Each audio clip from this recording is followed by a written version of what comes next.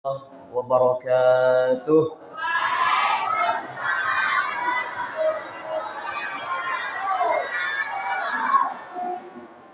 الحمد لله الذي أنعم علينا بنعمة الإيمان والإسلام وكفى بالله شهيدا. أشهد أن لا إله إلا الله وحده لا شريك له، وأشهد أن سيدنا ونبينا محمدا عبده ورسوله. اللهم صل على سيدنا محمد وعلى آله وأصحابه أجمعين. رب اشرح لي صدري ويسر لي أمري واحلل عقدة من لساني يفقه قولي. لا حول ولا قوة إلا بالله العلي العظيم. قال الله تعالى في القرآن الكريم: أعوذ بالله من الشيطان الرجيم. بسم الله الرحمن الرحيم. سبحان الذي أسرى بعبده ليلا من المسجد الحرام إلى المسجد الأقصى الذي باركنا حوله لنريه من آياتنا إنه هو السميع البصير. وقال النبي صلى الله عليه وسلم: إنما بعثت لأتمم مكارم الأخلاق. وقال النبي صلى الله عليه وسلم: أول ما يحاسب به العبد يوم القيامة الصلاة. Amma ba'du. Yang saya hormati para tuan-tuan guru, para alim, para ulama, pengurus Masjid Baitur Rahman, kemudian Bapak Lurah atau yang mewakili, kemudian para ketua RT, kemudian yang saya hormati para tua-tua Tengganai, tokoh masyarakat, Bapak Ibu, adik-adik sekalian yang insyaallah dimuliakan oleh Allah Subhanahu wa taala. Alhamdulillah, pada malam hari ini kita semua masih dalam keadaan sehat walafiat, diberikan oleh Allah Subhanahu wa taala kesehatan dan kesempatan. Masih bisa kita tadi pagi membuka mata sampailah malam ini, karena salah satu nikmat yang besar di antara nikmat-nikmat yang besar adalah di pagi hari kita masih bisa membukakan mata kita, kemudian kita berdoa kepada Allah, alhamdulillahilladzi ahyana ba'dama amatana wa ilaihin nusyur. Karena ketika kita tidur tidak ada jaminan besok pagi kita bisa bangun. Maka ketika kita tidur awali dengan zikir bismikallahumma ahya wa amut, insyaallah Allah akan jaga kita dari segala malapetaka dan dari segala bahaya, karena diawali dengan zikir. Maka dalam kesempatan ini Allah masih berikan kita kesehatan, kesempatan, masih bisa menghirup udara, masih bisa makan, masih bisa minum, masih bisa berkumpul di masjid ini. Ini nikmat yang besar Bapak Ibu. Ya dah Bu? Bu? Dari mana saya bilang ini nikmat yang besar? Ada orang yang badannya sehat, jasmaninya sehat, rohaninya sehat, tapi tidak sempat. Maka tidak hadir di sini. Banyak itu. Ada yang sempat, waktunya luang, kapanpun bisa, mau pagi, mau sore, mau malam, mau siang, tapi terbaring di rumah sakit, terbaring di atas kasur. Kenapa? Sakit. Maka nikmat yang besar adalah nikmat sehat, nikmat kesempatan yang Allah berikan kepada kita pada malam hari ini. Maka patut kita bersyukur kepada Allah Subhanahu wa taala. Pada malam hari ini kita masih berkumpul di dalam Masjid Baitur Rahman ini melalui peringatan yang mulia, peringatan Isra dan Mi'raj Nabi Muhammad sallallahu alaihi wasallam. Mari kita kirimkan salawat kepada baginda Rasul sallallahu alaihi wasallam. Allahumma shalli ala Muhammad ya Rabbi shalli alaihi wasallim. Allahumma shalli ala Muhammad ya Rabbi shalli alaihi wasallim. Kata Nabi, halat lahu syafaati yaumal qiyamah. Nanti pada hari kiamat dia pantas mendapatkan syafaat dari. Karena salawat ini bukan hanya sekedar mendapatkan pertolongan, bantuan, syafaat dari Nabi sallallahu alaihi wasallam. Bisa saja segala urusan kita dimudahkan oleh Allah Subhanahu wa taala. Itu karena salawat. Dulu ada kisah. Ada nih orang berutang.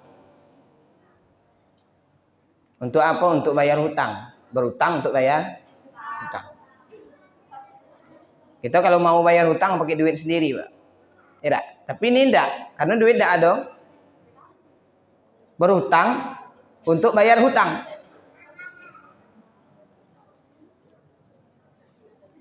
Berapa dia minjam? 100 dirham. Tahu 100 dirham? Tidak. Barat kalau kita ini 100 juta. Dia janji minggu depan saya balikkan. Saya kembalikan uang 100 dirham. Maka waktu terus bergulir. Maka datanglah pada hari penagihan itu. Maka datanglah yang nagih. Mana janji kamu minggu lalu? Kemarin kamu bilang 100 dirham kamu mau bayar hari ini. Mana janjimu? Mohon maaf nih Pak. Saya nih tidak ada duit sekarang nih. Jangankan nak bayar hutang, makan baik susah. Tidak bisa.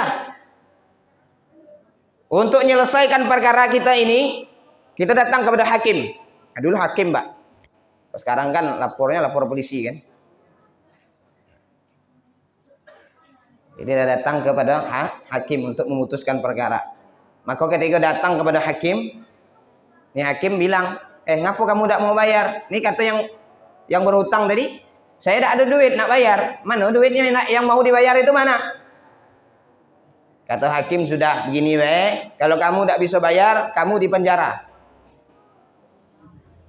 Ada orang sini Bu, kalau minjam duit, kemudian tidak sanggup bayarnya, penjara ada tidak?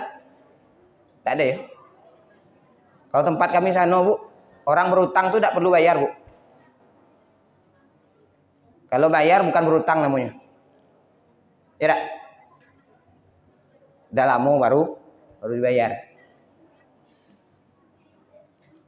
Jadi singkat cerita nih orang ini mau masuk penjara. Apa katanya? Saya minta izin dulu dengan istri saya di rumah, dengan anak saya di rumah. Besok pagi baru saya sini lagi, baru saya masuk penjara.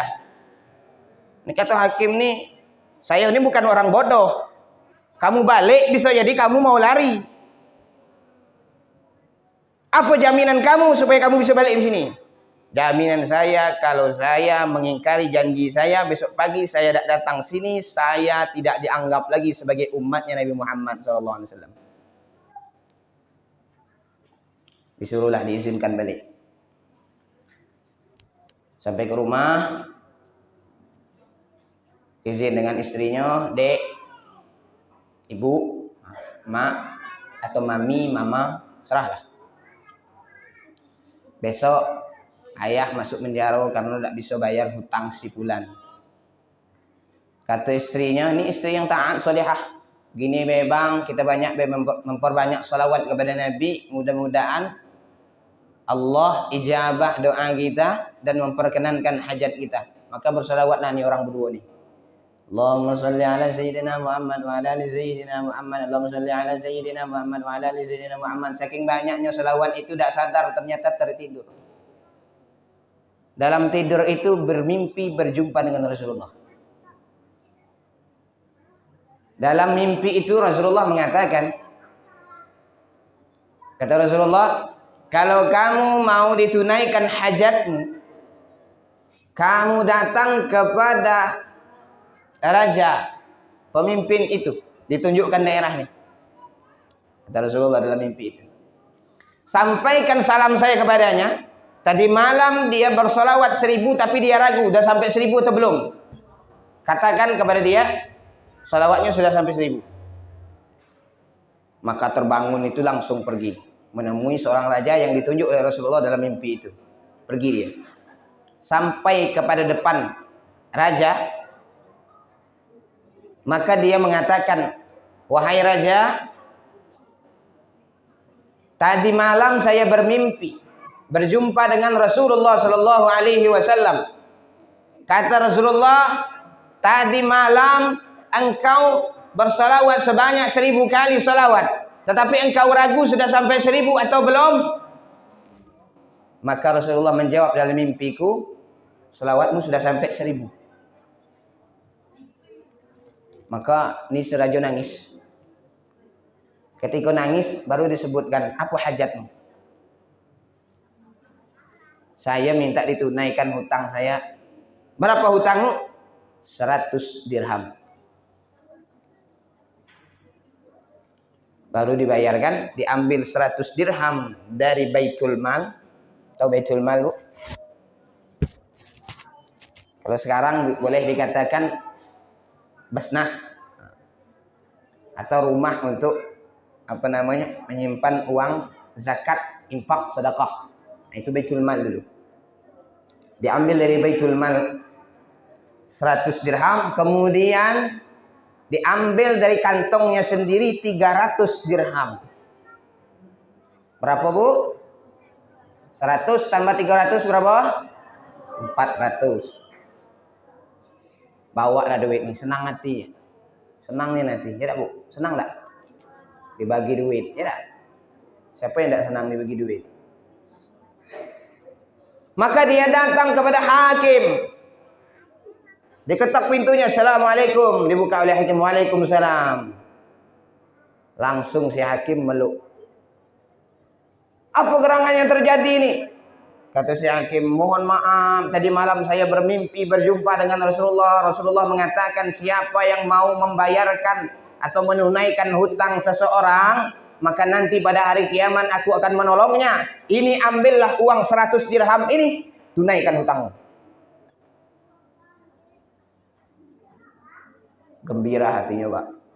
Dapat dirajo tadi 400. Ditambah nih dengan hakim ini nambah pula 100 jadi 500. Akhirnya dia pergi ke tempat orang yang minjami duit tadi. Diketok pintunya. Assalamualaikum. Dibuka pintu. Waalaikumsalam. Ternyata orang ini langsung dipeluknya lagi.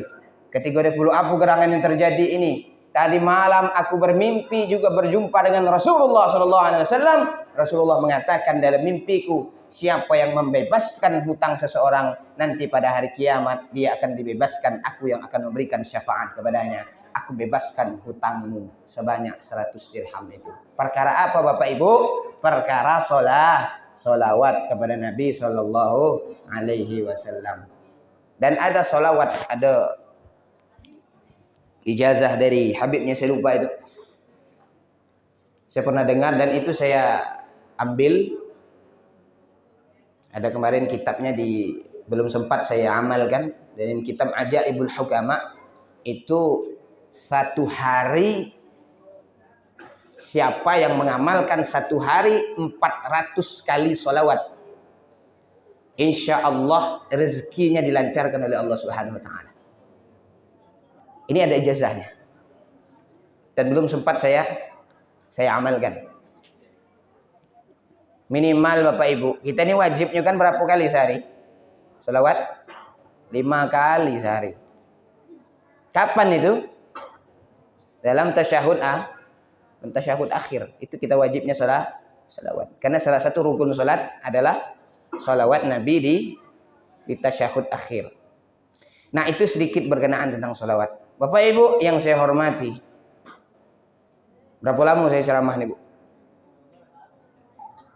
Hah? Jam 12. Boleh. Sampai jam 12 malamnya. Kalau belum jam 12, belum berhenti saya nih. Yo. Kalau ibu-ibu ngantuk, silakan tidur. Lagi saya bangunkan. Bapak Ibu yang saya hormati, berkali-kali kita ini memperingati Isra dan Mi'raj Nabi Muhammad SAW. Dan berkali-kali pula kita mendengar ceramah tentang peristiwa Isra dan Mi'raj Nabi Muhammad SAW. Kalau kita cerita Isra itu panjang sekali ceritanya. Bahkan dalam kitab-kitab tafsir itu diceritakan kisah Isra inilah yang paling panjang diceritakan oleh ulama-ulama tafsir dalam beberapa tafsir. Maka ini kita ringkas saja. Nabi ini perjalanannya dari Masjidil Haram kemudian ke Masjidil Aqsa. Sebelum ke Masjidil Aqsa ini kan banyak tempat-tempat Nabi singgah. Ada ke Baitul Lahm atau Bethlehem. Kemudian di Bukit Tursina dan lain sebagainya. Di sini Rasulullah SAW salat sunnah. Kemudian terakhir di Masjidil Aqsa. Kemudian Rasulullah SAW mengimami para Nabi. Kemudian dari Masjidil Aqsa ini naik.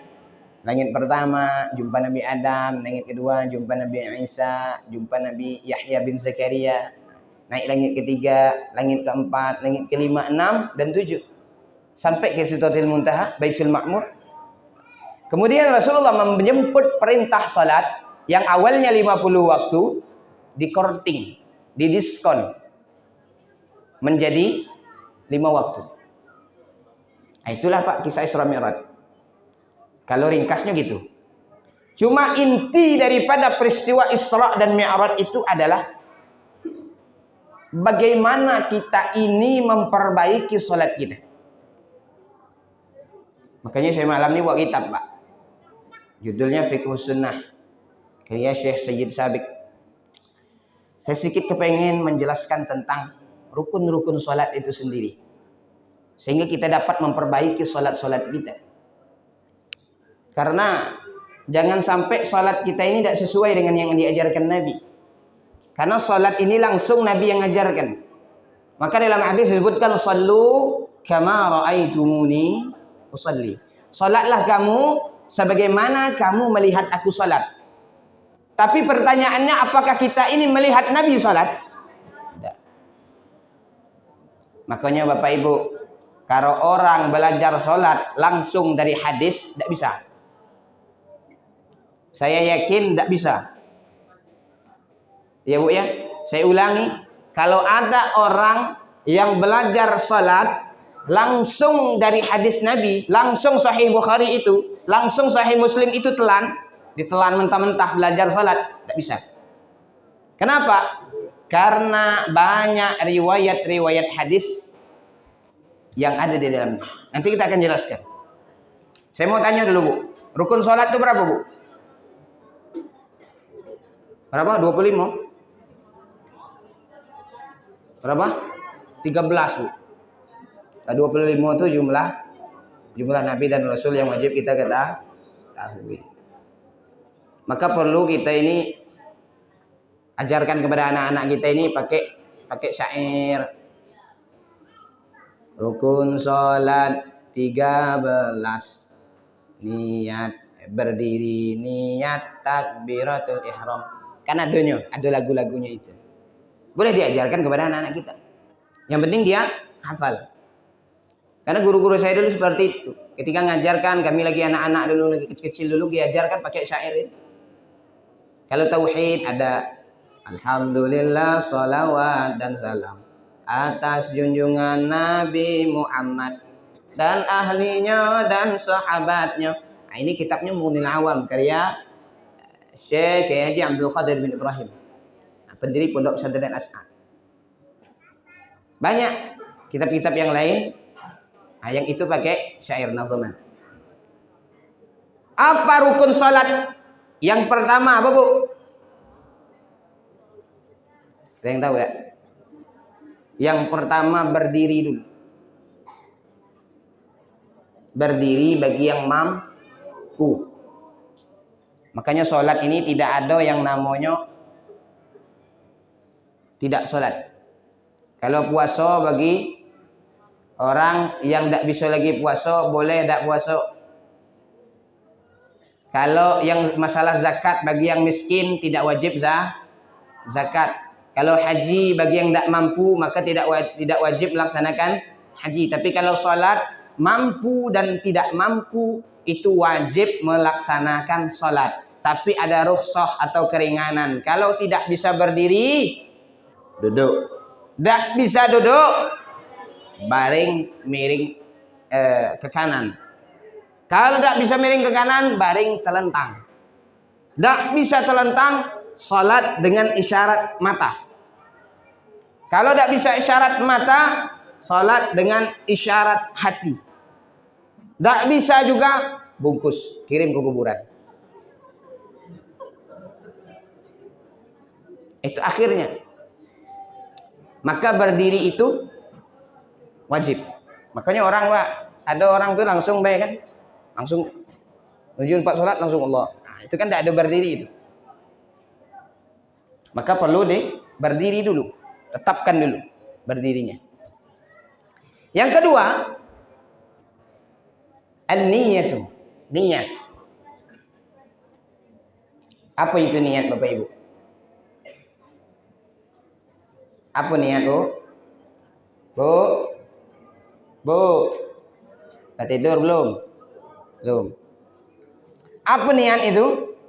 Niat itu kata Syekh Salim bin Sumair Al-Hadrami dalam kitab Safinatun Najah menjelaskan bahwa an-niyatu qasdus syai' muqtarinan bi fi'lihi wa mahalluha al-qalbu. Niat itu adalah menyengaja berbuat sesuatu bersamaan dengan mengerjakannya dan letak niatnya itu di hati. Niat itu paling penting. Kenapa? Karena innamal a'malu binniyat. Amal perbuatan itu tergantung dengan niat. Wa innamal likulli imri'in ma nawa. Faman kanat hijratuhu ila Allah wa rasulih. Siapa yang hijrahnya karena Allah dan Rasul, fa hijratuhu ila Allah wa rasulih, maka hijrahnya karena Allah dan Rasul. Wa man kanat hijratuhu lidunya yusibuha. Siapa yang hijrahnya itu karena dunia yang mengikutinya, aw imraati yang kayuha atau karena perempuan yang dinikahinya, fa hijratuhu ila ma hajara ilaihi. Maka hijrahnya itu sesuailah dengan apa yang diniatkannya itu. Maka kita kalau sholat bukan niat dunia, bukan niat karena dilihat orang, bukan karena didengar oleh orang, bukan karena kita ini ahli ibadah, tapi niatnya karena lillah. Maka setiap lapas niat kita itu ada lillahnya. Nawaitu shauma ghadin an ada'i fardhi syahr ramadan hadhihi sanah lillah ta'ala. Nawaitu wudu'a fardhan alayya lillah ta'ala. Usalli fardhu zuhri 4 raka'atin adaan ma'muman lillah. Segala niatnya itu ada lillah. Maka perbaiki niat, tata niat dengan baik. Yang kedua, bagaimana hukum lapas niat? Karena ada sebagian orang yang mengatakan tidak boleh pakai lapas tuh. Pernah ada dengar? Usalli fardhu zuhri 4 raka'atin adaan mustaqbilal qiblati adaan ma'muman lillahi ta'ala.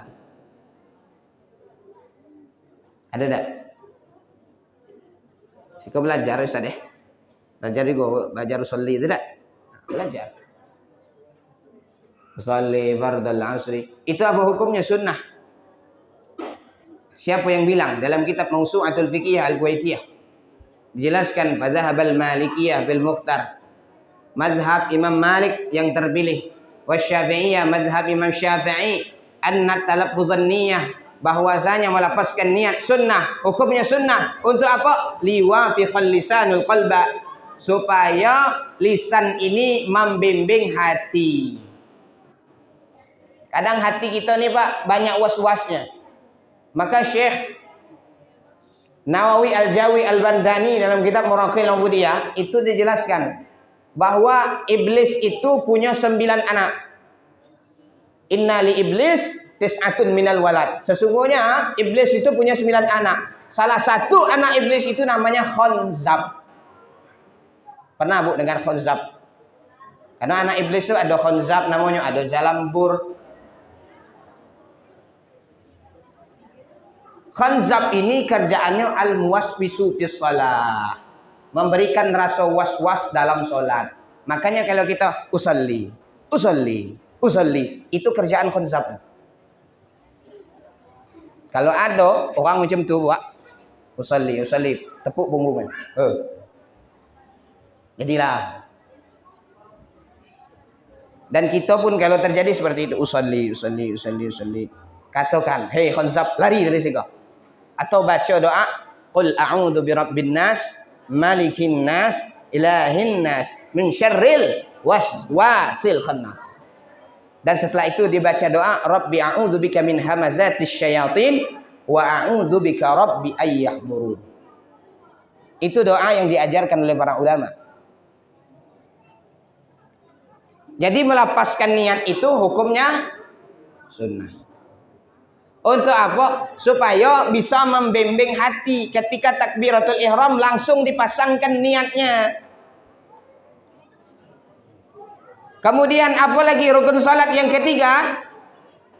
Takbiratul ihram. Apa takbiratul ihram itu? Allahu Akbar. Ada dua pertanyaan dalam takbiratul ihram. Pertama, ketika mengangkat tangan takbiratul ihram dan ketika meletakkan kedua tangan setelah takbiratul ihram. Pertanyaan yang pertama, ketika kita mengangkat tangan saat takbiratul ihram itu batasnya mana? Apa batas ini? Apa batas ini? Atau batas ini? Atau batas ini? Maka para ulama berbeda pendapat mengenai masalah ini.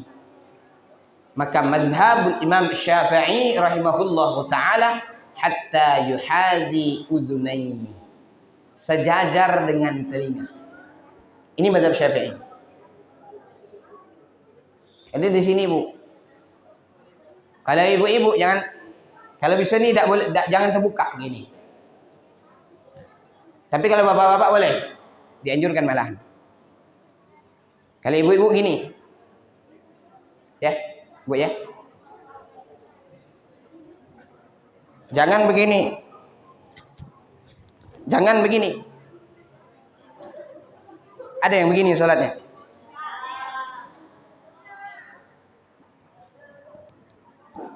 Allah, tidak ada ya? Tidak ada. Nah itu mengangkat. Ada juga sebagian ulama mengatakan sejajar bahu. Nih. Tapi kita mazhab Imam Syafi'i sejajar dengan telinga.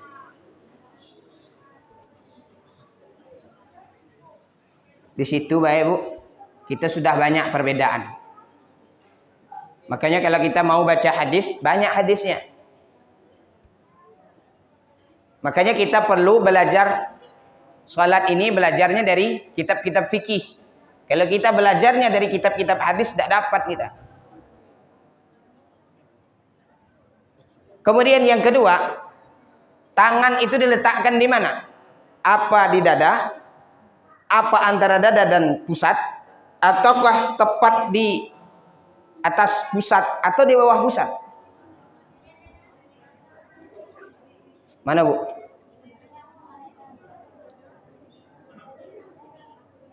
Maka ada penjelasan dalam kitab ini, wa ra'a ba'dhum ayyat'aha fawqas surrah. Sebagian ulama mengatakan itu tangannya diletakkan di atas pusat. Sebagian ulama mengatakan di atas pusat. Tapi sebagian lagi mengatakan wa ra'a ba'dhum ayyat'aha tahtas surrah. Sebagian lagi mengatakan di bawah pusat. Ada dua pendapat. Cuman yang jadi pertanyaan ada lagi. Kalau seandainya ada ulama yang mengatakan di atas pusat, batasan di atas pusat itu di mana? Di dada juga pusat. Di kepala juga Bu, di atas pusat juga. Ada enggak orang salat Allahu Akbar gini? Ada? Tidak ada kan? Cuma dijelaskan dalam mazhab Syafi'i bainas sadri was surrati, antara dada dan pusat. Maka di atas pusatnya adalah di sini. Sebagian ulama lagi mengatakan di bawah pusatnya di begini. Gini.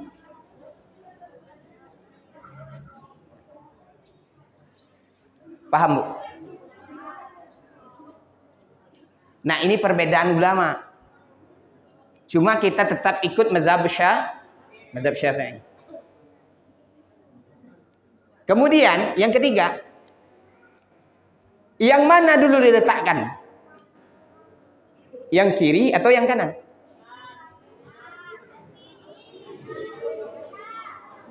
Nah, kalau yang kanan dulu diletakkan berarti tangan kiri di atas tangan kanan. Kalau yang kiri dulu diletakkan berarti tangan kanan di atas tangan kiri. Yang sunnahnya adalah wad'ul yamin 'ala shimal. Meletakkan kanan di atas yang kiri. Cuman meletakkannya di mana? Di lengan, di pergelangan, atau di telapak bagian luarnya ini, punggung daripada tangan nih. Di mana? Di sini, atau di sini? Maka ulama berselisih pendapat juga, namun mazhab Syafi'i menyebutkan di pergelangan tangan. Ada juga sebagian ulama di lengan.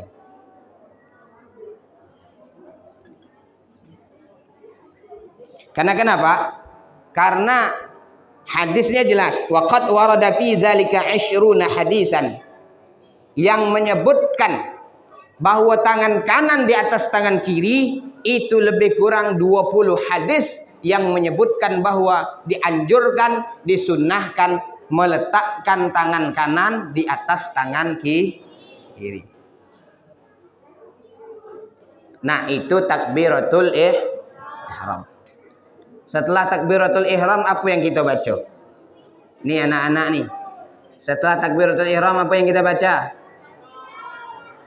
Doa iftitah. Sekarang saya mau nanya, Bu, berapa banyak doa iftitah yang ibu-ibu, bapak-bapak hafal? Ada berapa macam doa iftitah? Dalam hadis ada 7 doa iftitah. Makanya saya tadi bilang, kalau ada orang yang salat belajar langsung dari kitab hadis tidak bisa. Kenapa? Doa iftitah saja 7.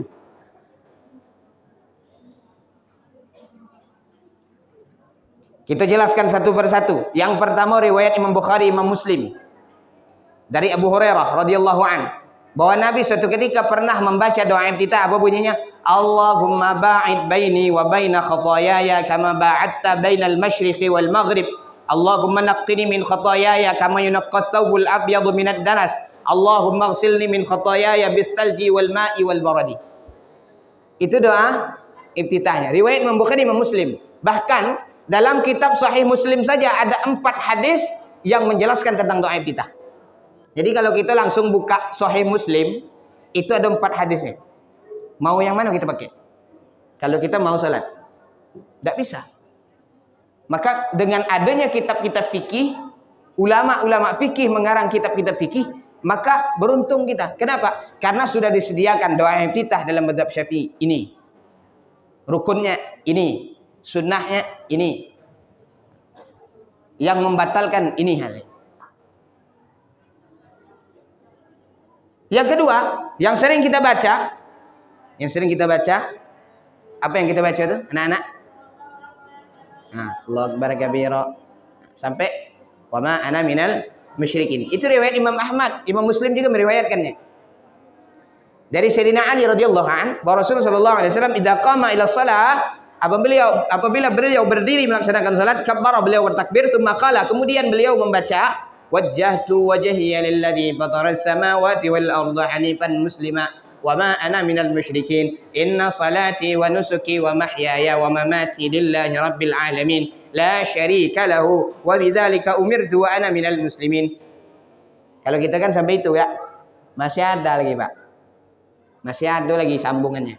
Apa sambungannya? Allahumma antal maliku la ilaha illa anta rabbi wa ana 'abduka zalamtu nafsi wa i'taraftu bi dhanbi faghfir li dhunubi jami'a innahu la yaghfiru dhunuba illa anta wahdini li ahsanil akhlaq la yahdi li ahsaniha illa anta wasrif anni sayyi'aha wa la yasrifu anni sayyi'aha illa anta labbaik والسعديك والخير كله في يديك والشر ليس إليك وأنا بك وإليك وتباركت وتعاليت أستغفرك وأتوب إليك.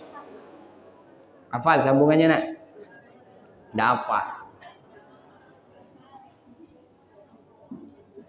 Namun Ustaz, ada pula yang nambah pakai ini. Ada dah hadisnya? Ada. Itu riwayat Imam Al-Baihaqi dalam kitab Syu'abul Iman. Makanya kita perlu mengetahui itu Bapak Ibu. Lalu dari mana dapatnya Allahu Akbar kabira itu? Allahu Akbar kabira. Tadi Ustaz cuma baca wajjahtu wajhiya baik. Dia dibaca Allahu Akbar kabira, alhamdulillah katsira. Itu ada riwayat lain. Dalam riwayat lain, riwayat Imam Ahmad, riwayat Imam Abu Daud dan Ibnu Majah dari Nafi' bin Jubair. Bahwa sami'tu Rasulullah SAW yaqulu fit tatawwu', aku mendengar Rasulullah SAW mengucapkan di dalam salat sunnahnya apa doa? Allahu akbar kabira, Allahu akbar kabira, Allahu akbar kabira, walhamdulillahi katsira, walhamdulillahi katsira, walhamdulillahi katsira, wa subhanallahi bukratan wa asila. Itu riwayatnya. Jadi kalau kita mau tanya riwayat hadis tentang doa iftitah itu banyak. Bahkan ada juga yang membaca Allahumma rabba Jibril wa Mikail wa Israfil fatiras samawati wal ard alimal ghaibi wasyahada anta tahkumu baina ibadik fima kanu fihi yakhtalifun. Dan seterusnya. Ada juga yang membaca Allahumma lakal hamdu anta qayyibus samawati wal ard wa man fihin wa lakal hamdu anta nurus samawati wal ard wa man fihin. Banyak. Nah, kalau mau ngecek ini kitabnya, Pak. Boleh dicek. Jadi doa kita itu banyak. Yang penting kita baca doa iftitah. Karena itu doa pembuka kita sebelum melaksanakan ibadah. Setelah takbiratul ihram sebelum membaca surah Al-Fatihah. Kemudian ada rukun salat yang selanjutnya apa? Membaca suratul Fatihah. Ini semuanya saya yakin sudah hafal. Kalau tidak hafal berarti tidak pernah sholat. Tidak. Kalau tidak hafal mungkin tidak pernah sholat. Pasti tidak pernah sholat. Karena kenapa? Karena salah satu rukun sholat adalah baca surah Al-Fatihah. Fatihah ini saya jelaskan cuma bacaannya harus sesuai dengan tajwidnya, harus fasahahnya. Bismillahirrahmanirrahim. Alhamdulillahi Rabbil Alamin Ar-Rahmanir Rahim Maliki Yawmiddin Iyyaka na'budu wa iyyaka nasta'in Ihdinas siratal mustaqim صراط الذين أنعمت عليهم غير المغضوب عليهم ولا الضالين. Itu bacaan yang sesuai fasahah tajwidnya. Karena dalam tajwid itu ada banyak hukum, ada nun mati tanwin, ada mim yang mati, ada mad tabi'i, ada mad wajib, ada mad jaiz, ada mad lazim. Mad lazim ada musaqqal, ada mukhaffaf, ada mad lin dan lain sebagainya yang itu perlu kita ketahui. Jangan sampai bacanya alhamdulillahi rabbil alamin kan gitu kan bacanya.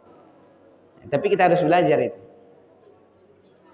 Nah, itu masalah suratul Fatihah. Cuma suratul Fatihah ini maka disebut sab'ul mathani, itu ada 7 ayat. Dan ini berbeda pendapat ulama. Mazhab Syafi'i mengatakan 7 ayat masuk bismillah. Imam Malik mengatakan 7 ayat tidak masuk bismillah. Mana pula ngitungnya tak? Sama-sama 7 ayat, tapi bismillah tidak masuk. Coba dibuka Quran kita itu bismillah masuk ayat 1. Itu mazhab Imam Syafi'i. Bismillahirrahmanirrahim 1 ayat. Alhamdulillahirabbil alamin ayat 2. Ar-Rahmanir-Rahim 3. Malik yaumiddin 4. Iyyaka na'budu wa iyyaka nasta'in 5. Ihdinas siratal mustaqim 6. Siratal ladzina an'amta 'alaihim ghairil maghdubi 'alaihim waladdallin 7. 7 ayat. Tapi Imam Malik mengatakan itu 7 ayat tanpa bismillah. Jadi hitungannya dari alhamdulillahirabbil alamin. Alhamdulillahirabbil alamin 1. Ar-Rahmanir-Rahim 2. Malik yaumiddin 3. Iyyaka na'budu wa iyyaka nasta'in 4. Ihdinas siratal mustaqim 5. Siratal ladzina an'amta 'alaihim 6. Putus 1 ayat situ. Ghairil maghdubi 'alaihim waladdallin 7. Tetap 7. Cuman beda penempatan ayatnya. Nah, ini beda ulama masalah penempatan ayat dalam surah Al-Fatihah. Dan ini bagian daripada ilmu qiraah. Bapak Ibu yang saya hormati, berapa jam lagi? 2 jam lagi ya? Kita sampai jam 12 kan? Jadi sampai jam 12 tadi. Jadi kemudian rukun yang selanjutnya apa? Ruku. Ruku ini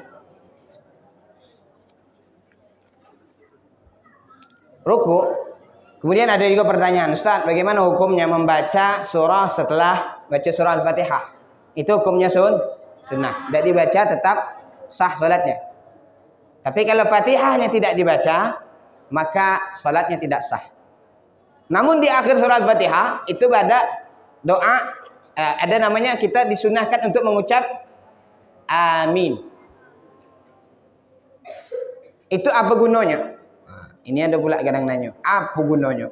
Maka ada riwayat hadis,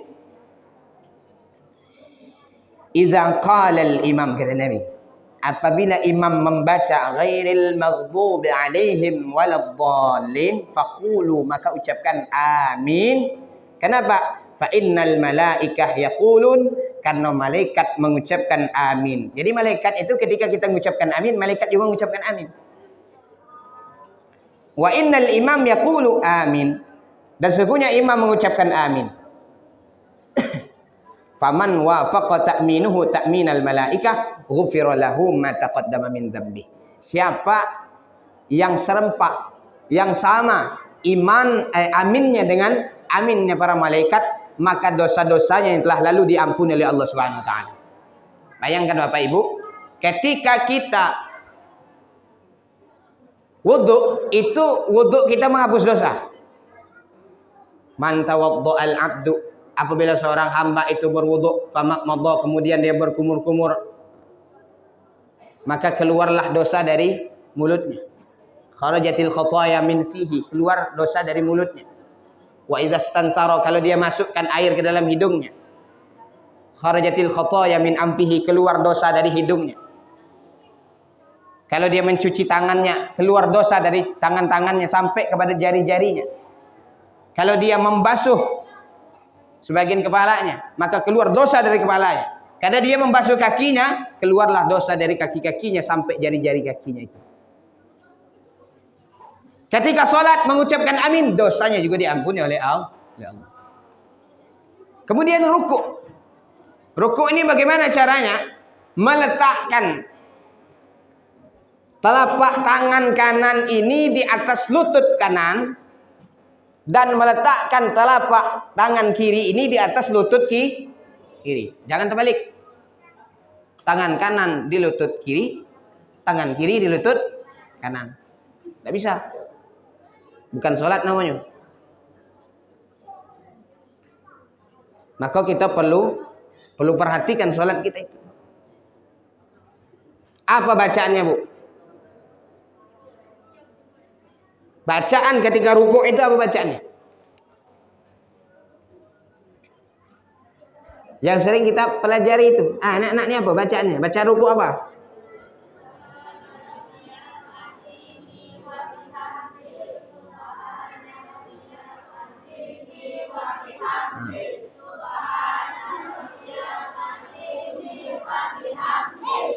Itu bacaannya. Subhana rabbiyal azimi wa bihamdi. Sebagian riwayat mengatakan ada wa bihamdi, sebagian riwayat tidak ada wa bihamdi.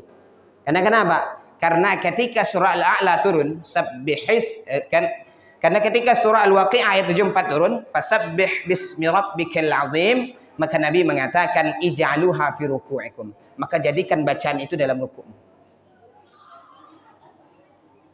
Nah, itu masalah ruku'. Dan sebelum ruku' itu kita dianjurkan untuk mengangkat tangan. Mengangkat tangannya samalah mengangkat tangan ketika takbiratul ihram. Ini.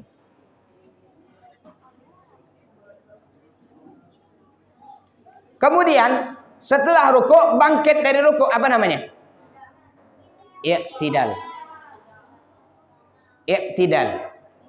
I'tidal ini mengucapkan sami'allahu liman hamidah. Sami'allahu liman hamidah kalau salat sendiri dibaca. Tapi kalau salatnya berjamaah cukup imam. Makmum langsung mengucapkan Rabbana walakal hamd. Nah, itu perlu diperhatikan. Kenapa? Karena cukup dengan imam. Karena Nabi SAW mengatakan dalam riwayat Imam Ahmad dari Abu Hurairah, "Idza qala al-imam", apabila imam mengucapkan sami'allahu liman hamidah, faqulu, maka ucapkanlah kalian Allahumma rabbana walakal hamd. Fa inna man wafaqa qawluhu qaulal malaikah ghufira lahu ma taqaddama min dzambi. Siapa yang mengucapkan sama dengan ucapan yang diucapkan malaikat, maka dihapus, diampuni dosanya yang telah lalu oleh Allah Subhanahu wa taala. Maka ucapkan amin mengampunkan dosa, mengucapkan Rabbana walakal hamdu juga mengampunkan dosa. Tapi ada juga sahabat Nabi dulu bacanya lain, Rabbana lakal hamdu hamdan katsiran thayyiban mubarakan fi. Nah, ini ada juga riwayatnya. Kita mau pakai terserah. Mau pakai Rabbana walakal hamdu boleh, mau pakai Rabbana walakal hamdu hamdan katsiran thayyiban mubarakan fih boleh. Boleh pakai waw, boleh tidak. Tapi Imam Syafi'i itu lebih senang menggunakan waw. Rabbana walakal hamd. Ada juga Rabbana lakal hamdu. Ada juga ditambah dengan Allahumma Rabbana walakal hamd. Jadi boleh ketiga-tiganya. Yang penting dibaca. Karena ruku ini ada namanya tuma'ninah. Ada i'tidal ini juga ada tuma'ninah. Apa tuma'ninah itu? Waktu sejenak berhenti atau waktu tunggu sebentar. Dan itu hukumnya wajib masuk ke dalam rukun. Ruku dan tuma'ninah. I'tidal dan tuma'ninah. Ada sebagian ulama mengatakan sekedar hanya mengucapkan subhanallah itu sudah dianggap tuma'ninah. Yang kita langsung ada kemarin tuh saya nengok ada sholat tarawih sampai 7 menit. Kalau di Siko Pak, kalau dibuat senang lah mungkin jamaahnya. Tapi imamnya tidak sanggup.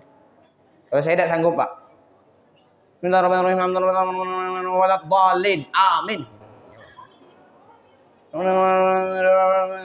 Memang yakin Allah Akbar, Allah Akbar, Allah Akbar, Allah Akbar, Allah Akbar, Allahu Akbar, waladdallin, amin. Yang di belakang tuh yang muda-muda jawab tancapir.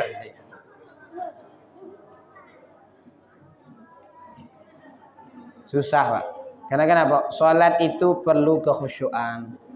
Salat itu perlu ada namanya ketawadhuan. Salat itu perlu ketenangan. Kita ibadah kepada Allah itu perlu tenang. Tidak bisa buru-buru. Apalagi ibu-ibu kalau ada pekerjaan misalnya. Ini lagi goreng-goreng, selesaikan gorengnya itu. Jangan kaget di dalam salat terpikir pula apa cerita gorengan di belakang itu mutung atau enggak. Maka sesuatu hal yang mengganggu salat itu hilangkan. Dan juga berkenaan dengan i'tidal ini juga banyak riwayat hadis. Ada riwayat Imam Ahmad, ada riwayat Imam Abu Daud, ada riwayat Imam Muslim, ada riwayat Ibnu Majah. Dan masing-masing itu berbeda hadisnya, berbeda pula lafaznya, berbeda bunyinya. Ada yang membaca sami Allah liman hamidah, Rabbana lakal hamdu mil'as samawati wal ardi wa ma bainahuma wa mil'a ma syi'ta min syai'in ba'd.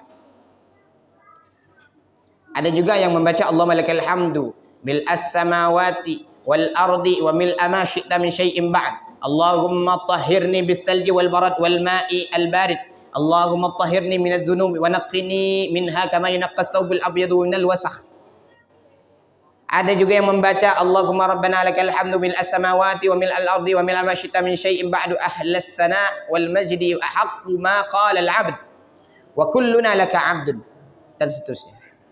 Ada juga membaca li rabbil hamdu. Nah, ini macam-macam riwayat hadis, dan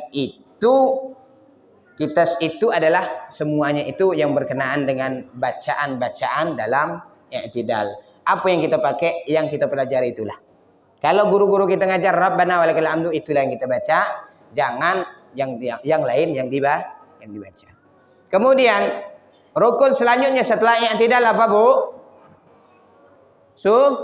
Sujud. Saya mau tanya, kalau ibu-ibu sujud yang duluan tangan atau lutut?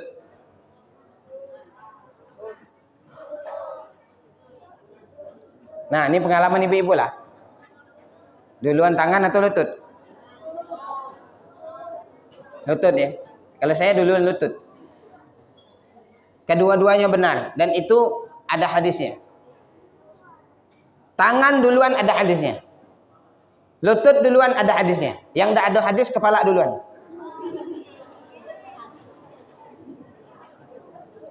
Kalau nak nyari, Ustaz, ada tak hadis yang kepala duluan? Tidak ada hadisnya. Jadi terserah ibu, mau lutut duluan boleh, mau tangan dulu boleh.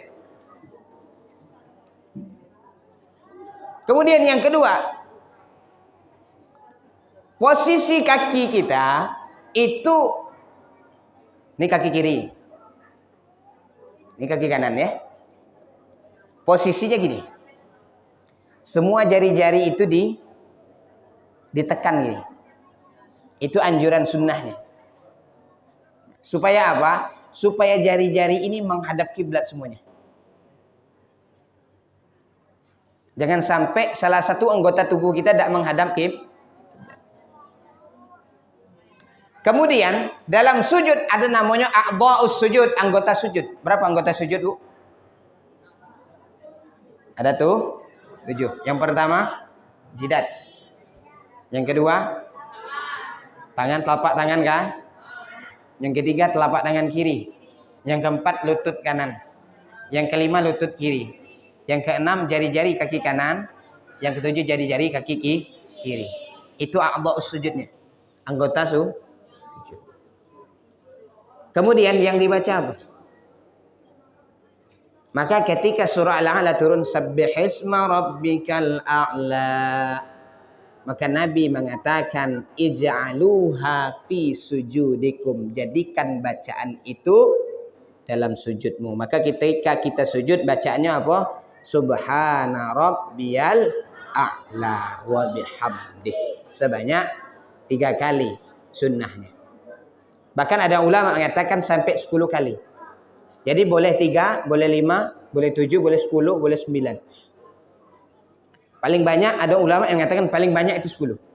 Cuma di dalam sujud ini kita lebih banyak dianjurkan untuk berdoa. Karena di sini dijelaskan bahwa ada hadis.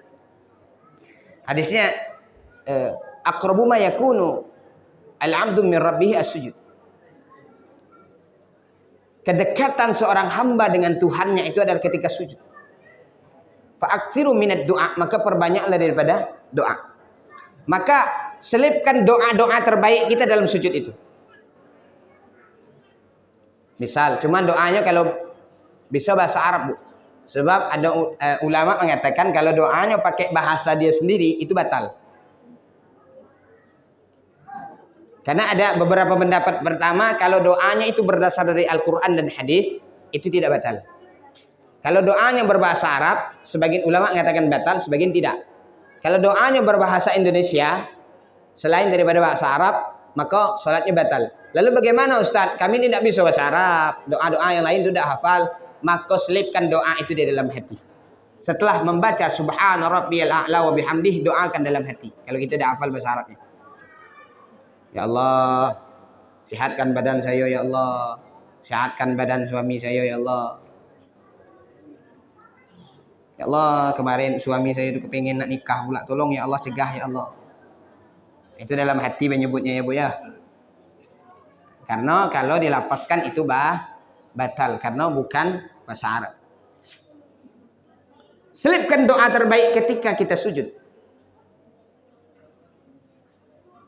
Kemudian setelah sujud itu ada namanya rukunnya lagi apa? Al-julus bainas sajdatain. Duduk antara dua Ini kalau kita cerita bacaan dalam sujud itu banyak juga. Ada Allahumma laka aslamtu, Allahumma laka sajadtu, Allahumma bika amantu sajada wajhiya lilladzi khalaqahu fasawwarahu fa ahsana suwarahu. Nah, ini ada bacaan dalam sujud riwayat Imam Ahmad dan Imam Muslim. Ada lagi riwayat daripada Aisyah radhiyallahu anha, riwayat Imam Ahmad. Ada lagi Rabbi a'ti nafsi taqwaha wa zakkiha anta khairu man zakkaha anta waliyuha wa mulaha. Ada lagi dalam riwayat Imam Muslim, Imam Abu Dawud, Imam Hakim, Allahumma fil li dhanbi kullahu diqqahu wa jullahu awwalahu wa akhirahu wa alaniyatahu wa sirrahu. Macam-macam dalam doa-doa atau bacaan-bacaan dalam sujud. Cuman kalau kita tidak ada satu pun yang dihafal dalam bacaan itu, maka cukuplah ucapkan subhanallah. Subhanallah. Subhanallah. Subhanallah. Kemudian al-julus bainas sajdatain, duduk antara dua sujud. Ini duduknya gimana? Duduknya adalah duduk iftirash. Ini kaki kiri. Ini kaki kiri. Sini tak bisa pula nak praktik. Karena ada meja ni susah praktiknya. Ini kaki kiri. Ini kaki kanan. Ditaruh di bawah betis paling ujung sini. Jatuhnya di bawah mata kaki. Diselipkan di bawah mata kaki. Kemudian jari-jarinya semuanya dilentikkan begini. Semuanya supaya menghadap kiblat. Nah, ini sunnahnya begini. Jadi kakinya ke sana. Nah, begini posisinya. Nah, dilentikkan begini. Nah, begini posisinya. Nah, ini kaki kirinya, kaki kanan. Itu apa yang kita minta. Ada 8 permintaan pada saat kita duduk antara dua sujud. Apa itu? Rabbighfirli warhamni wajburni warfa'ni warzuqni wahdini wa'afini wa'fu anni. Jangan sampai tidak minta. Rabbighfirli, ya Allah ampuni dosaku, warhamni, rahmati aku. Warzuqni, rezekikan kepadaku. Wahdini, berikan hidayah kepadaku. Itu doanya. Jangan sampai lupa. Jangan sampai tak baca. Kalaupun tak baca itu kan tak batal solatnya, tetap sah solatnya. Kemudian tangan ini posisinya di atas paha, ujung antara paha dan lutut. Di ujung sini. Nah, di ujung paha. Di ujung pahanya. Itu tangan. Itu tangannya jangan direnggangkan begini, tapi dirapatkan. Itu saat duduk iftirash. Duduk iftirash itu kan duduk antara dua sujud. Kemudian rukun yang selanjutnya apa, Bu? Tasyahud akhir. Tasyahud awal hukumnya sunnah. Bagi ibu-ibu yang ketinggalan tasyahud awal, maka salatnya tetap sah. Namun disunnahkan sebelum salam itu melaksanakan sujud sahwi sebanyak 2 kali dengan membaca subhana man la yanamu wa la yashu atau subhanalladzi la yanamu wa la yashu. 2 kali sujud, kemudian setelah itu baru salam.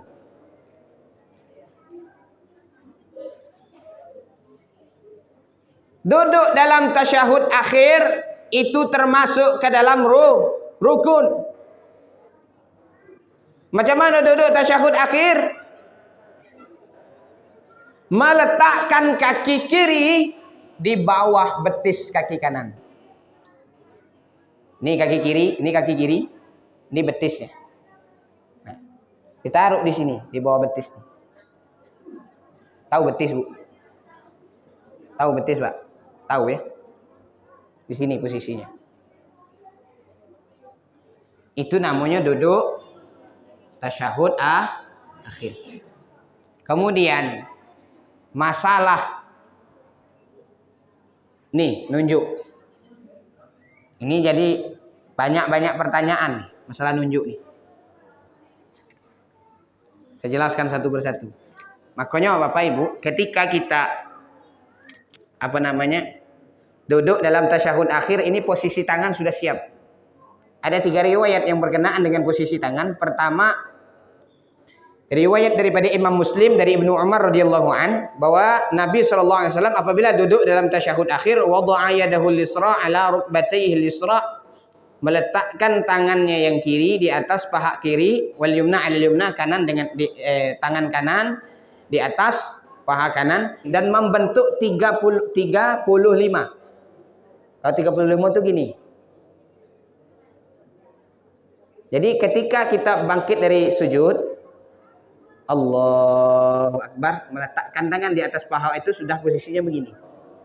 Bu, pasat Bu, paham enggak? 35 itu begini. Ini 3 nih. Nah. Ini 5. 5 Arab. Nah. Ini 3, ini 5. Nah, di posisi tangannya begini. Itu riwayat pertama. Riwayat kedua mengatakan 36. Ada yang begini.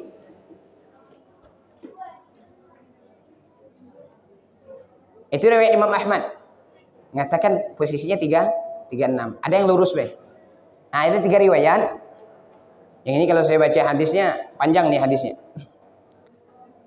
Begini boleh, begini boleh, dan begini boleh. Yang tidak ada itu begini. Kalau terlentang itu tidak ada riwayatnya, riwayat hadisnya. Jadi ketiga-tiganya boleh.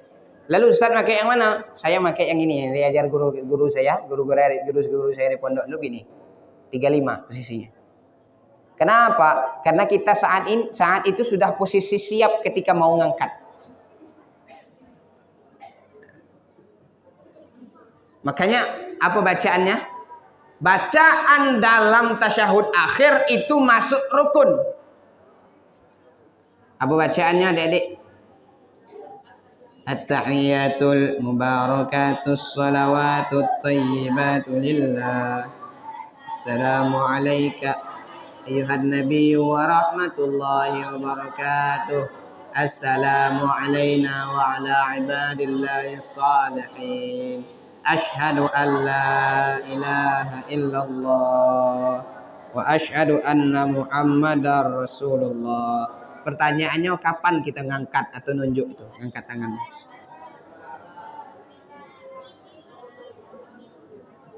Ini ada beberapa pendapat. Wa ra'a Syafi'iyah ayyushira bil isba'i marratan wahidan inda qawlihi illallah minasyahadah. Madhab Syafi'i mengangkat jari telunjuk itu 1 kali ketika apa? Illallah. Asyhadu an la ilaha illallah. Paham, Bu? Asyhadu an la ilaha illallah. Itu tidak turun-turun sampai innaka hamidum majid. Sampai selesai. Sampai salam itu tidak turun-turun. Ada lagi pendapat yang lain, pendapat madhab Imam Abu Hanifah. Wa indal Hanafiyah yarfa'u sabbabatahu indan nabyi wa yadha'uha indal itsba'. Menurut madhab Imam Abu Hanifah, mengangkat telunjuk itu ketika mengucap la. Indan nabyi, ketika mengucap la. La asyhadu an la ilaha illallah. Ketika mengucap la naik, wa yadha'uha indal itsbat, dan turun ketika illallah. Asyhadu an la ilaha illallah. Itu mazhab Imam Abu Hanifah. Kita ini mazhab Syafi'i. Mazhab Syafi'i illallah baru naik. Ada lagi mazhab Imam Malik. Wa indal Malikiyah, mazhab Imam Malik yuharrikuha yaminan wa shimalan ila ayyafragha minas salah. Mazhab Imam Malik menggerakkan ke kanan dan ke kiri sampai selesai salat. Tahiyatul mubarakatus salawatut thayyibatu lillah. Assalamu alayka ayyuhan nabiyyu wa rahmatullahi wa barakatuh. Assalamu alayna wa ala ibadillahi sholihin. Sampai selesai.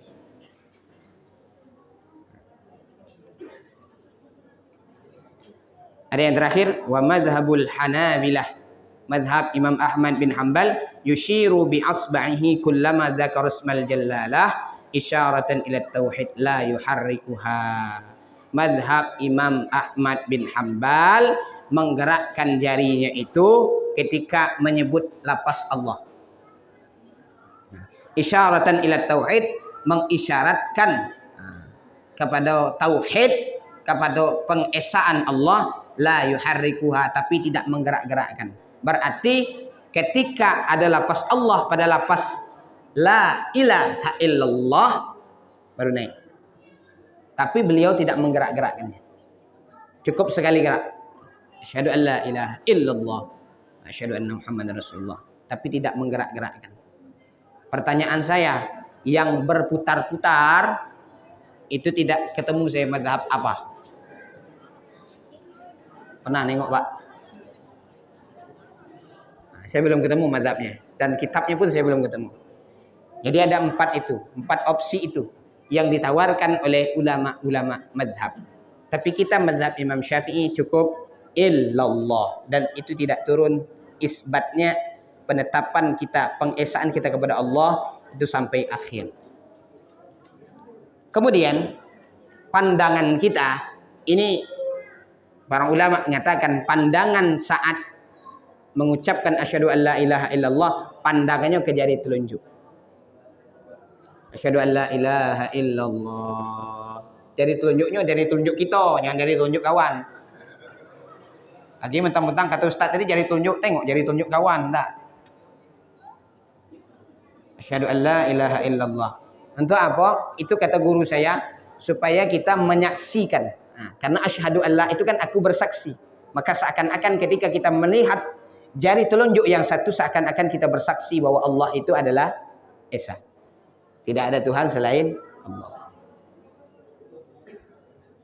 Nah, sampailah bacaan kepada innaka hamidum majid. Kemudian rukun yang berapa lagi? 11 itu ada namanya as-salatu 'alan nabi. Salawat kepada Nabi Muhammad sallallahu alaihi wasallam. Minimal Allahumma salli ala Muhammad. Dan boleh ditambah dengan Sayyidina. Allahumma salli ala Sayyidina Muhammad. Ucapan Sayyidina itu tidak baru. Dari zaman Nabi itu sudah ada. Karena Nabi pernah mengucapkan ana sayyidu waladi Adam.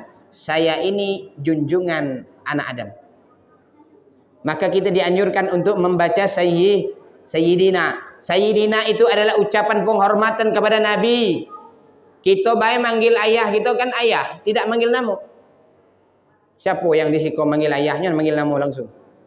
Ayahnya namanya siapa? Usman misal kan? Usman, dia anaknya manggil Usman, marah tak kita? Marah, ya tak? Abu, panggil ayahnya. Misal, contoh. Marah gitu. Udah kena tampar, ya tak?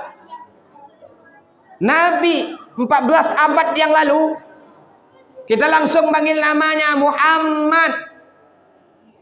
Tidak etis. Harusnya kita junjungan kita yang paling mulia, Sayyidul Anbiya wal Mursalin, junjungan sekalian para nabi dan para rasul, kita pantas mengucapkan dalam salawat Allahumma salli ala Sayyidina Muhammad. Nah, ini salawat kepada Nabi. Kemudian yang terakhir adalah rukun yang ke-13 adalah salam. Salamnya itu yang wajib adalah ke kanan dan sunnahnya ke kiri.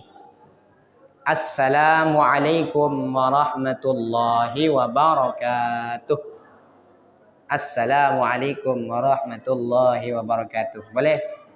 Assalamualaikum warahmatullahi wabarakatuh. Boleh. Salam ini ada 3, Pak. Pertama, salam yang wajib dijawab. Itu salam di luar salat.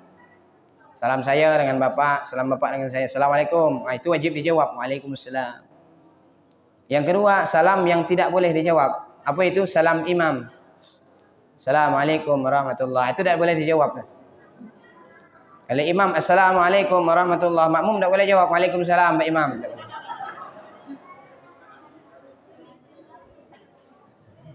Yang ketiga, salam yang kita tidak pengen mendengar jawabannya. Apa itu? Ketika kita lewat pemakaman, kita dianjurkan mengucapkan Assalamualaikum ya ahlad diyar minal mu'minin wa inna insyaallah bikum lahikun. Kita tidak ingin jawabannya itu ada. Waalaikumsalam, kata dari dalam kubur. Itu tidak mungkin. Nah itu salam itu.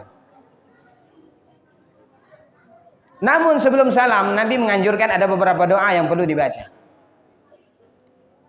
Apa itu? Yang pertama, minta 4 perlindungan. Idza tasyahhada ahadukum. Apabila salah satu di antara kalian itu tasyahud, tahu tasyahud?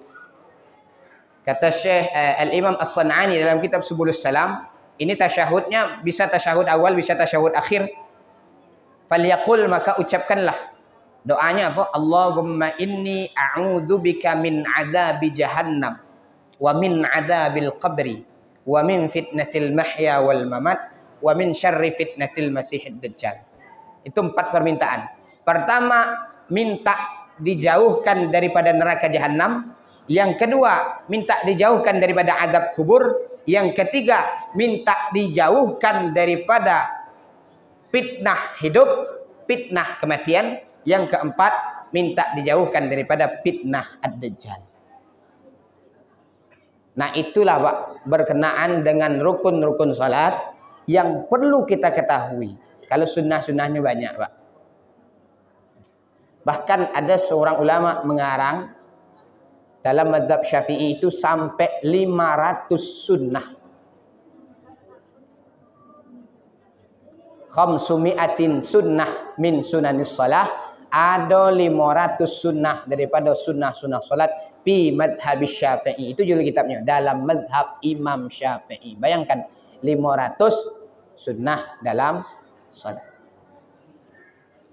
Bapak Ibu yang saya hormati, ini salat wajib. Ada juga yang pertanyaannya, macam mana Ustaz? Kami ini belum paham masalah salat jenazah. Nah ini paling banyak ditanyakan Pak. Kita susah kadang di kampung-kampung atau di tempat-tempat kita ini mencari orang yang mau mensalatkan jenazah, itu susah. Maka perlu di sini Ustaz diselenggarakan pelatihan penyelenggaraan jenazah. Sudah Ustaz ya? Nah, belum ya? Nah, nanti diusahakan ada pelatihan penyelenggaraan jenazah dari memandikan, mengkafani, mensalatkan sampai penguburan kalau bisa. Cuma praktiknya ya janganlah orang-orang nih pakai boneka lah. Yang jadi praktiknya orang-orang yang nak dipraktik itu ada yang mau kan. Ya salat jenazah ini itu 4 takbir ya, jangan 4 rakaat. Kadang saya nanya berapa rakaat? 4 Ustaz gitu. Ah benar. 4 rakaat salat. 4 takbir. Takbir pertama kan bacanya suratul Fatihah. Takbir kedua selawat. Takbir ketiga doa, Allahumma fillahu warhamhu wa'afihi wa'fu an. Kalau laki-laki. Kalau perempuan, Allahumma fillaha warhamha wa'afiha wa'fu anha. Masih panjang lagi itu. Wa akrim nuzulahu wasi' mudkhalahu waqsihu bil ma'i was thalji wal barad wa naqqihi minal khataaya kama yunaqqas thawbul abyadu minad danas wa abdilhu daran khairan min darihi wa ahlan khairan min ahlihi wa zawjan khairan min zawjihi wa adkhilhul jannah wa'idhu min 'adzabil qabri wa fitnatihi wa min 'adzabin nar. Itu doanya.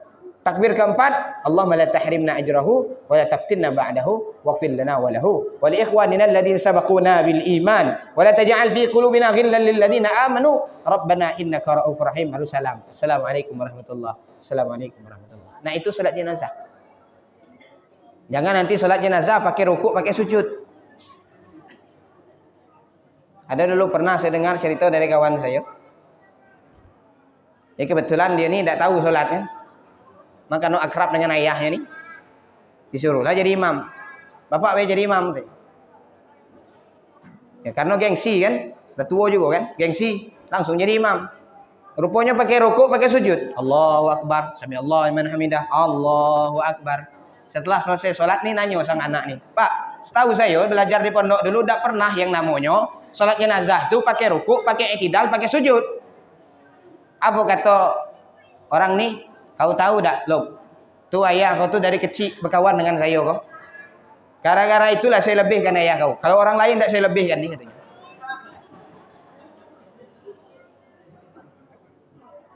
Artinya gara-gara berkawan dengan ayahnya lah dari kecil sampailah besar ya tak? Maka dilebihkan. Itulah alasan orang yang tak tahu, tak paham. Maka melalui peringatan Isra dan Mi'raj ini, mari kita kembali mengingat-ingat bagaimana salat kita selama ini.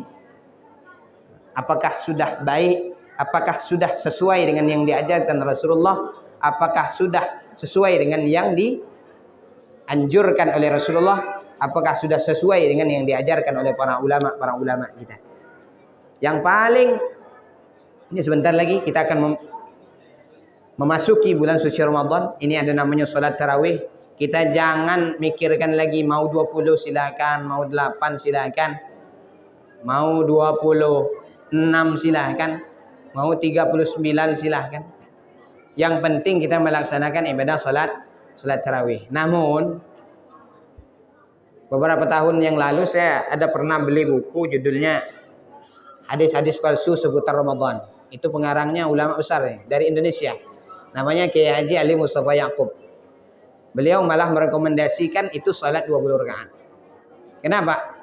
Karena ada pendapat beliau mengatakan yang lebih pas itu menurut hadisnya itu salat 20 rakaat. Karena ini sahabat yang pertama sekali menyelenggarakan salat tarawih 20 rakaat, kemudian dikumpulkan secara berjamaah, itu adalah di masa Sayyidina Umar ibn al-Khattab, dilanjutkan pada masa Sayyidina Utsman, Sayyidina Ali, sampailah kepada zaman kita sekarang. Maka salat 20 rakaat, kemudian ditambah witir 3, jumlahnya 23, itu ternyata lebih banyak hadisnya, lebih dianjurkan karena itu dilakukan oleh para sahabat-sahabat Nabi sallallahu alaihi wasallam. Yang alhamdulillah masjid kita ini salat tarawihnya berapa? 20 rakaat. Cuma 20 rakaatnya kok giginya sedang bela. Tahu gigi sedang bela Pak? Jangan terlalu cepat, jangan pula terlalu lambat. Kalau terlalu cepat susah kita nak ibadah. Karena ibadah itu adalah butuh dengan ketenangan.